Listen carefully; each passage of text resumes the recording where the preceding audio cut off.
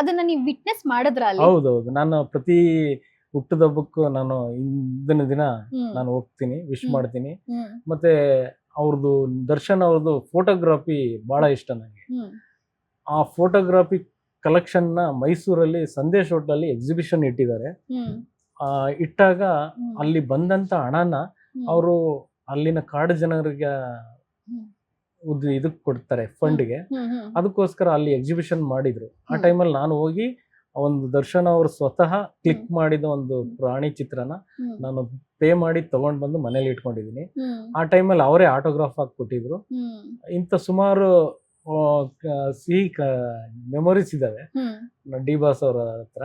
ಜೊತೆಗೆ ನಂದು ಅಂತರಾಳದಿಂದ ಪುಸ್ತಕನ ಅವ್ರ ಕೈಗೆ ತಲುಪಿಸಿದೀನಿ. ನಾನ್ ತಲುಪ್ಸಕ್ ಆಗ್ಲಿಲ್ಲ. ತೂಗುದೀಪ ಗರ್ಲ್ಸ್ ಗ್ರೂಪ್ ಇದೆ, ಅವರೆಲ್ಲ ತಗೊಂಡೋಗಿ ಕೊಟ್ಟಿದ್ರು. ಅದು ಬಹಳ ಖುಷಿ ಆಯ್ತು.